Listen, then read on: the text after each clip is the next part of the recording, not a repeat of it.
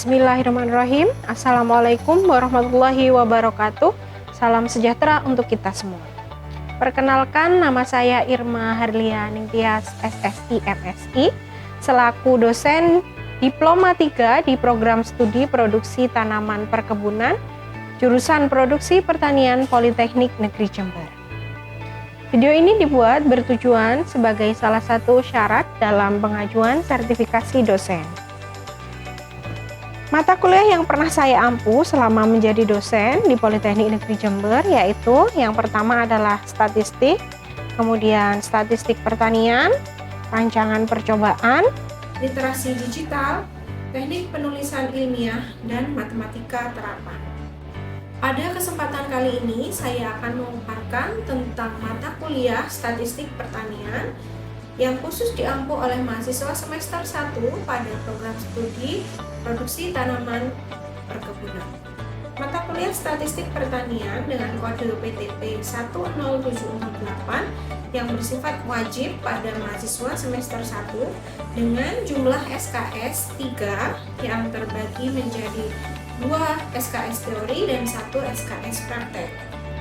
Capaian pembelajaran lulusan yang terdapat pada mata kuliah ini terdiri dari sikap, yaitu sikap yang menunjukkan rasa bertanggung jawab atas pekerjaan di bidang keahliannya secara mandiri, kemudian pengetahuan, konsep analisa statistik dan membaca hasil analisa statistik produksi tanaman perkebunan, dan capaian pembelajaran lulusan terkait keterampilan umum yakni mampu menyelesaikan pekerjaan berlingkup luas dan menganalisis data dengan beragam metode yang sesuai, baik yang belum maupun yang sudah baku. Sedangkan keterampilan khusus yang wajib dicapai oleh lulusan pada mata kuliah ini yaitu mampu menganalisa peluang usaha di bidang pertanian berdasarkan data statistik wilayah untuk menetapkan kelayakan dan prioritas usaha. Sedangkan capaian pembelajaran mata kuliah yaitu mampu memahami peran statistik dalam bidang pertanian dan mengasah berpikir kritis dan menganalisis ketika melihat suatu data. Yang kedua, mampu mengolah data, menggunakan ukuran pemusatan dan penyebaran data hingga menyajikan dalam bentuk tabel maupun grafik.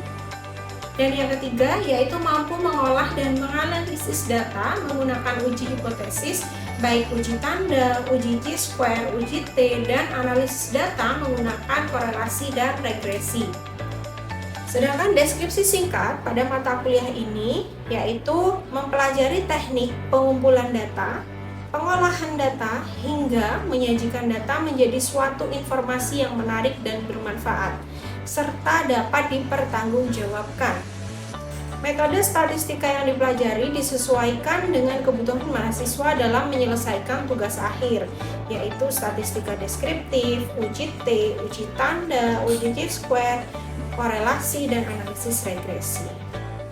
Sedangkan daftar referensi yang saya gunakan pada mata kuliah ini yaitu yang pertama sebagai pedoman utama yaitu buku ajar yang saya tulis sendiri bersama tim pengampu dengan judul Pengantar Statistika Teori dan Aplikasi yang diterbitkan oleh Policipres. Yang kedua adalah buku yang ditulis oleh Hanafiah Kemas Ali dengan judul Dasar-Dasar Statistika yang diterbitkan oleh PT Raja Grafindo. Yang ketiga adalah Statistika untuk Penelitian yang diterbitkan oleh Alfa Beta dengan penulis dengan nama Sugiono. Dan yang keempat adalah Aplikasi Statistika dalam Penelitian yang ditulis oleh Supardi yang diterbitkan oleh Change Publication. Dan yang terakhir buku yang saya gunakan sebagai referensi adalah Statistika Teori dan Aplikasi yang diterbitkan oleh Erlangga dengan penulis Supranto. Sedangkan materi pembelajarannya sendiri terbagi menjadi 2 yaitu materi sebelum UTS pada minggu 1 hingga ke-7 dan setelah UTS pada minggu ke-9 hingga minggu ke-15. Sedangkan pada minggu ke-8 dilakukan evaluasi tengah semester dan minggu ke-16 dilakukan evaluasi akhir semester. Materi yang disampaikan pada mata kuliah ini yaitu peran statistika, perbedaan statistik dan statistika, populasi dan sampel, skala pengukuran data, cara pengumpulan data, ukuran pemusatan dan penyebaran data, distribusi frekuensi, cara penyajian data, angka indeks, dan koefisien variasi dan bilangan baku. Itu semua disampaikan sebelum UTS. Kemudian setelah UTS, materi yang dipelajari adalah uji hipotesis, uji tanda, uji T, uji chi-square, regresi, dan korelasi. Kemudian, pada bentuk strategi, metode, dan media pembelajaran, pada mata kuliah statistik pertanian terbagi sebagai berikut. Bentuknya adalah kuliah dan praktek, karena tadi terbagi menjadi 2 SKS teori dan 1 SKS praktikum. Kemudian strategi pembelajarannya adalah luring atau tatap muka secara langsung dengan metode pembelajaran yang pertama yaitu ada diskusi kelompok, kemudian pembelajaran kolaboratif, dan studi kasus. Sedangkan media pembelajaran yang digunakan pada mata kuliah ini adalah menggunakan gadget untuk pengambilan data, papan whiteboard, internet, LCD proyektor, dan LMS jurusan, yaitu e-learning jurusan produksi pertanian sebagai media untuk pengumpulan tugas maupun kuis. Dan yang terakhir adalah buku petunjuk praktikum mahasiswa atau BKPM sebagai pedoman ketika pelaksanaan praktek. Sedangkan kriteria dan bentuk penilaian pada mata kuliah ini yaitu terbagi menjadi kriteria pertama adalah keaktifan dalam berdiskusi, kemudian kedisiplinan, keberhasilan menyajikan data dalam tabel, diagram maupun grafik, keberhasilan mengidentifikasi sampel atau contoh, keberhasilan menghitung, keberhasilan menganalisa dan mengambil kesimpulan. Sedangkan bentuk penilaiannya sendiri pada mata kuliah statistik pertanian terbagi menjadi tugas kelompok atau individu, aktivitas partisipatif atau case method, kuis, kemudian evaluasi tengah semester dan evaluasi akhir semester. Sedangkan persentase komponen penilaian atau evaluasi pada aktivitas partisipatif atau case method ini sebesar 59% yang dievaluasi dari hasil praktik tiap minggunya. Karena dalam sistem pendidikan vokasi, output lulusan mahasiswa harus terampil dan kompeten dalam bidang tertentu sehingga persentase praktikum ini lebih besar dari penilaian pada persentase teori. Kemudian ada aspek kognitif atau pengetahuan yang dinilai melalui tugas sebesar 13%. Kemudian kognitif atau pengetahuan melalui kuis sebesar 8%. Kemudian evaluasi tengah semester sebesar 10%. Dan evaluasi akhir semester sebesar 10% juga. Sehingga total persentase penilaian mencapai 100% pada keseluruhan aspek. Baik, selanjutnya merupakan cuplikan proses pembelajaran pada praktek mata kuliah statistik pertanian. Selamat menyaksikan. Baik, bismillahirrahmanirrahim. Assalamualaikum warahmatullahi wabarakatuh. Waalaikumsalam warahmatullahi wabarakatuh. Gimana kabarnya pagi ini adik-adik?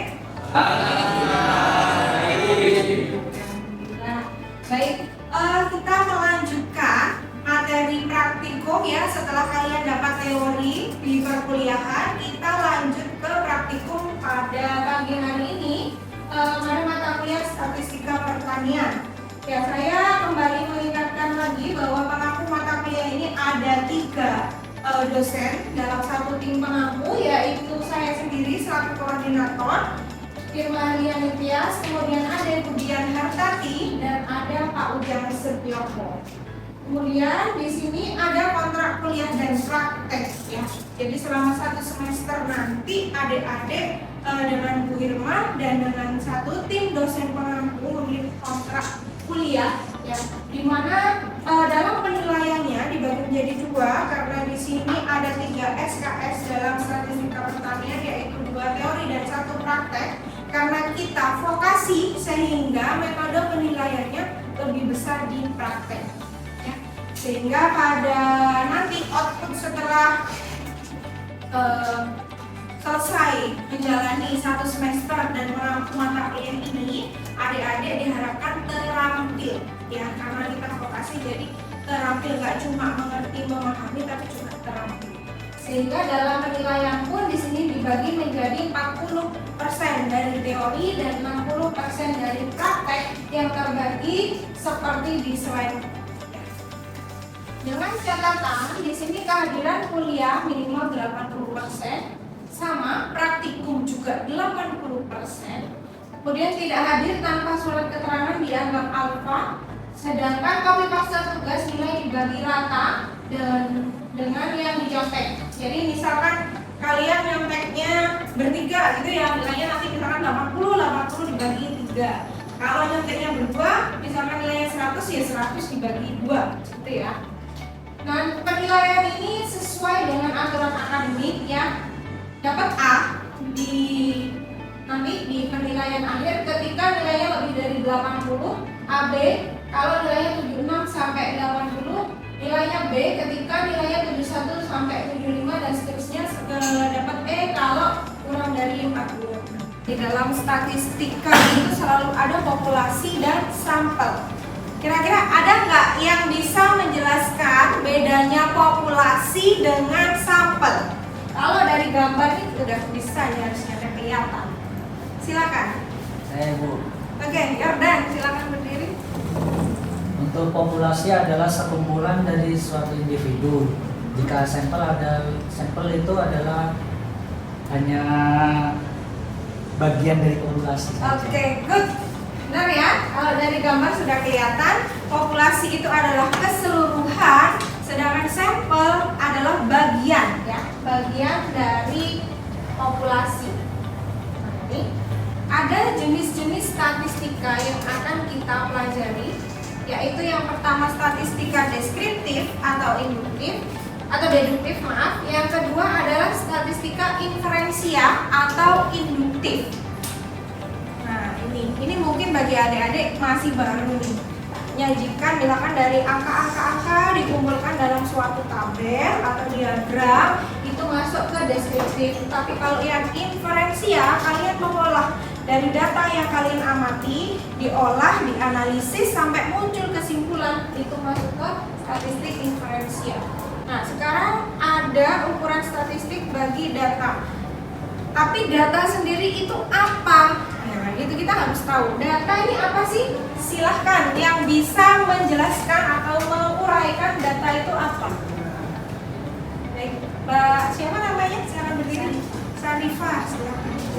Data itu merupakan sekumpulan informasi yang berisi fakta-fakta atau gambaran suatu fenomena yang dikumpulkan, dianalisis, dirangkum, serta selanjutnya diinterpretasikan untuk Oke, baik. Terima kasih. Ya, data ini adalah suatu informasi tadi ya yang dijelaskan. Oke, benar. Jadi informasi yang berisi fakta atau peristiwa gitu ya, yang dikumpulkan, dirangkum dan dianalisis, kemudian selanjutnya diinterpretasikan atau dijelaskan sehingga dapat memberi informasi baru terhadap pembaca. Kemudian di dalam statistik itu juga ada yang namanya parameter. Nah, parameter ini sebagai ukuran, jadi sembarang nilai yang menjelaskan ciri populasi sebagai ukuran atau karakteristik dari suatu objek yang diamati.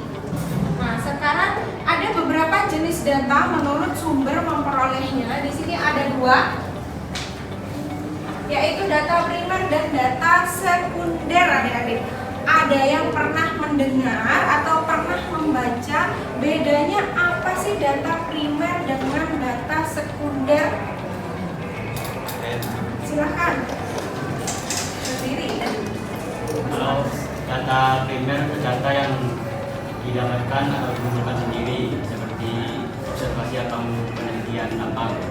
Kalau data sekunder, data yang diperoleh dari pihak lain seperti LIPI atau BPS. Jadi kalau data primer ini data yang diperoleh secara langsung ya. Kalian mengobservasi, mengamati, kemudian datanya dicatat sendiri. Kalian menyebar kuesioner itu ya, termasuk data primer, atau wawancara secara langsung ya, itu masuk ke data primer. Sedangkan data sekunder ini kalian mengkoleksi atau mendapatkan data dari pihak lain. Misalkan dari websitenya Dirjenpur, websitenya BPS, websitenya dinas-dinas lain yang kalian hanya copy gitu ya, datanya yang sudah tersedia itu masuk ke data sekunder. Baik, sampai sini bisa dipahami? Oke, ini masih teori ya. Sekarang kita masuk ke cara penyajian data. Ada beberapa cara penyajian data, yaitu tabel ya, grafik, kemudian diagram batang, diagram kue pie atau diagram lingkaran ya kalau populernya, kemudian diagram pencar atau diagram titik. Kalau di contohnya seperti ini ada tabel ya, kemudian ini diagram garis atau grafik, ini diagram batang, ini diagram lingkaran atau pie. Yang belum apa nih? Oh, diagram titik yang belum. Kalau diagram titik bentuknya mirip ini tapi tidak disambung, hanya titik-titiknya. Ini kan disambung garisnya sehingga bentuk diagram atau grafik. Nah, ada di sini dalam statistik yaitu ukuran pemusatan data. Selain ukuran pemusatan data, nanti ada ukuran penyebaran data. Nah, ini sebenarnya sudah kita pelajari waktu adik-adik di SMA atau SMK gitu ya, pasti pernah. Ada yang masih ingat nggak ukuran pemusatan data? Oke, silakan. Kalau pengertian dari ukuran pemusatan data itu adalah penjabaran data berpusat pada nilai tertentu secara kuantitatif. Contohnya itu ada rata-rata, median, dan modus. Oke, contohnya adalah rata-rata, median, dan modus. 4 sekali ya, rata-rata, median, dan modus, di mana masing-masing ini punya definisi sendiri ya. Nanti kita pelajari gimana cara menghitung rata-rata, cara mencari median, dan cara mencari modusnya. Bisa mencari manual gitu ya, dihitung secara manual, dan bisa menggunakan software Excel. Nanti kita pelajari dua-duanya. Nah, ini contohnya rumus untuk data yang sudah dikelompokkan maupun yang tidak dikelompokkan atau data tunggal, rumusnya berbeda ya. Kalau rata-rata rumusnya seperti ini untuk data tunggal, yang median karena median ini merupakan nilai tengah ya, tengah-tengah dari suatu data. Datanya diurutkan dari kecil ke besar atau besar ke kecil gitu ya. Kemudian tengah-tengahnya di mana? Ini tergantung datanya itu ganjil atau genap. Kalau ganjil pakai rumus yang atas, kalau genap pakai yang. Kemudian modus adalah nilai amatan yang paling sering muncul. Nah, kalau ini gampang nih, cari aja nilai yang paling muncul, yang paling sering muncul di situ, itu sudah masuk ke dalam modus. Kemudian kalau data yang dikelompokkan nanti rumusnya beda. Kenapa? Karena ada frekuensinya di sini. Ya, cari rata-rata untuk data tunggal dan data kelompok, rumusnya beda. Ini untuk rumus median, yang ini untuk rumus modus. Selain data yang terpusat, ada ukuran penyebaran data. Nah, ini contohnya menghitung secara manual ya. Jadi misalkan ada data seperti ini, kebetulan datanya sudah urut nih dari kecil ke besar. Di sini mencari rata-ratanya. Jadi totalnya semuanya dijumlah, kemudian dibagi banyaknya data. Banyaknya data biasanya disimbolkan dengan N kecil. Kalau dari sini, data ini banyaknya datanya ada berapa Dede? Berapa? 20. Ya, jadi nanti dijumlah semuanya dibagi 20. Ketemu ini rata-ratanya. Kalau modus adalah nilai yang paling sering muncul. Cari aja di sini yang paling sering muncul adalah ini, angka 21 ya. Sama angka 21. Berarti dia modusnya ada 2 pada data. Sedangkan nilai tengahnya itu adalah medianya. Karena ini datanya genap ya, berarti nilai tengah ditambah tengah plus 1, kemudian dibagi 2. Kalau ini nilai tengahnya kan data plus 10 ya, jadi nanti mencari medianya data plus 10 ditambah data plus 11 dibagi 2, temu 22. Saya lanjut ke ukuran dispersi atau ukuran penyimpangan data. Selain terpusat, data itu biasanya juga menyebar, menyimpang. Nah, menyimpangnya itu kemana saja? Kalau dari definisinya kita bisa menjabarkan bahwa ukuran dispersi adalah ukuran yang menyatakan seberapa jauh penyimpangan nilai-nilai data dari nilai pusatnya. Jadi menyebar dari rata-rata dari median dan modusnya itu seberapa jauh, itu bisa diukur melalui beberapa parameter. Mungkin ada yang bisa menyampaikan contoh ukuran dispersi atau penyimpangan data. Oke, silahkan.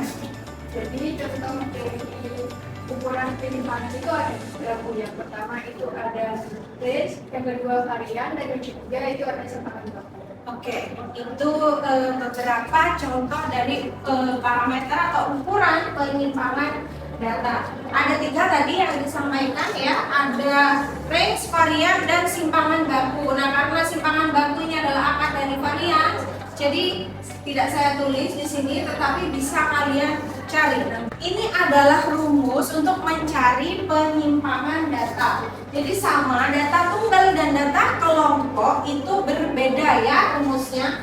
Kalau data tunggal ini rumus range-nya X maksimum dikurangi X minimum. Jadi data yang tertinggi dikurangi data yang paling rendah, itu range atau jangkauan. Ya. Kalau varian seperti ini. Ini untuk populasi, yang ini rumus untuk sampelnya. Kemudian simpangan baku atau standar deviasi, ini adalah sebuah nilai penyimpangan dari nilai rata-rata. Jadi seberapa jauh menyebar dari rata-ratanya. Rumus simpangan baku adalah akar kuadrat dari varians. Jadi kalau variansnya sudah ketemu, nanti mencari simpangan baku tinggal diakar saja. Kemudian yang bawah ini adalah rumus varians untuk data yang kelompok. Beda ya, kenapa di sini? Karena ada frekuensi di sini, ada simbol F, frekuensi setiap kelas. Ini contoh mencari range dan varian untuk data tunggal. Ya, datanya masih tetap yang tadi, sudah turut datanya. Dicari range-nya, range atau jangkauan adalah data maksimum dikurangi data minimum. Ya, kalau dari data ini nilai maksimumnya berapa? 25. Data minimumnya? Nah, sehingga untuk mencari jangkauan atau range 35 dikurangi. Ya. Kemudian untuk mencari varians, ya pakai ini rumusnya. Jadi ini adalah sigma atau jumlah dari data yang sudah dikuadratkan masing-masing, kemudian dikurangi ya ini atau jumlahnya, jumlah dari total ini dikuadratkan dibagi n. N-nya tadi ada berapa? 20 ya. Ini harusnya n-1, ini maaf, ini harusnya n-1. Oh, ini n-1. Ketemu nilainya adalah 84,26. Ini besarnya varian. Besarnya simpangan baku adalah akar dari variansnya itu. Ya, tinggal mengakarkan saja. Nah, agar adik-adik lebih paham, ya silahkan, karena kita hari ini jadwalnya praktek, jadi adik-adik silahkan menghitung ya dari data ini. Ada data penjualan UMBK selama 1 tahun, ada 12 bulan, berarti ya, berarti datanya ada berapa? N-nya?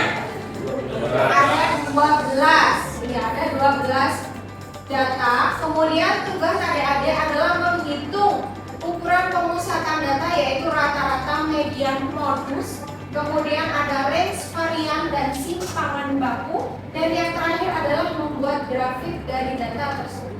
Nah, ini mengerjakannya menggunakan Excel. Ya, silahkan dibuka dulu Excelnya.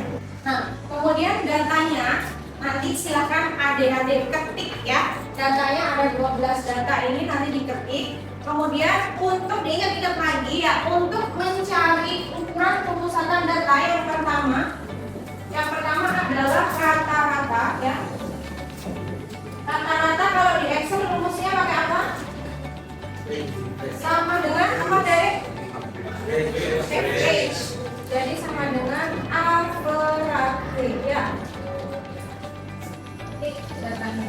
Kemudian kalau median ini sama dengan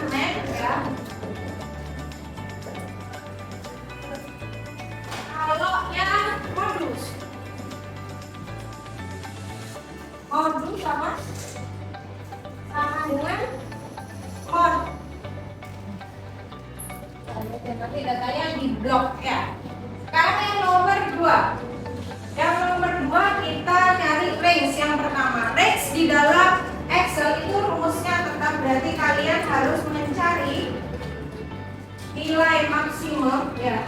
X maksimum dikurangi X minimum.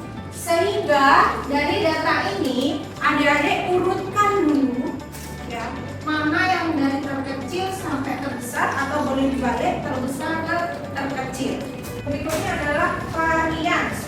Variance kalau di Excel rumusnya apa, Dede? Sama dengan var ya. Var. Nanti var kita pakai yang sampel, berarti var test ya, karena ini sampel. Kemudian simpangan baku atau standar deviasi. Apa kalau di Excel? ST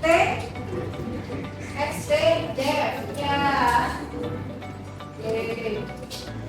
Nah, kalau yang nomor 3 ini kita membuat grafik di Excel. Nanti setelah datanya diketik, kita pakai bantuan menu atau fungsi yang ada di Excel. Tinggal pilih ingin menampilkan ke dalam bentuk apa, diagram lingkaran, diagram batang, atau grafik sudah tersedia.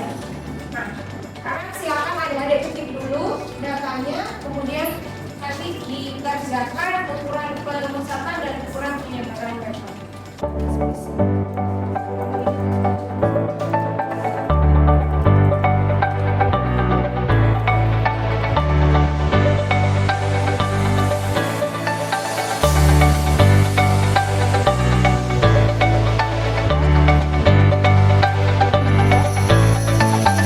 Saya ingin bertanya, Ya, dan silakan. ini di sini untuk pencarian modusnya kenapa tidak bisa? Dengan mod di blok. Oke. Kenapa tidak bisa, adik-adik? Karena kalau kalian perhatikan datanya, ya, ada nggak data yang paling sering muncul? Iya, dari data ini tidak ada modusnya, sehingga kalaupun dicari modusnya tidak akan muncul. Sehingga kalau di dalam Excel tetap kalian cari akan muncul warning ya, modusnya tidak akan keluar. Baik, ya, bisa dimengerti? Baik, adik-adik, dari acara hari ini ada yang dapat menyimpulkan apa yang kita dapat dari praktikum pada pagi hari ini? Silakan. Silakan. Dari praktikum pada hari ini, yaitu statistik pertanian, itu dapat disimpulkan bahwa kita mengetahui perbedaan antara statistik dan statistika. Selain itu, kita juga mengetahui perbedaan antara populasi dan sampel, dan juga kita mengetahui jenis-jenis dari statistik. Selain itu, kita juga belajar secara langsung mengenai perhitungan dari ukuran pemusatan data yang meliputi mean, median, dan juga modus. Selain itu, kita juga mempelajari ukuran penyebaran data yang meliputi range, varian, dan juga simpangan baku. Hal ini selain diperhitungkan secara manual, kita juga memperhitungkan menggunakan Excel. Dan yang terakhir, kami juga mempelajari cara menyajikan data melalui diagram, grafik, maupun tabel. Terima kasih, Pak. Terima kasih Mbak Afifa kesimpulannya. Adik-adik, sekian untuk praktik pada pagi hari ini. Kita ketemu lagi minggu depan ya dengan materi berikutnya. Terima kasih atas perhatiannya. Kurang lebihnya mohon maaf. Wassalamualaikum warahmatullahi wabarakatuh. Waalaikumsalam warahmatullahi wabarakatuh.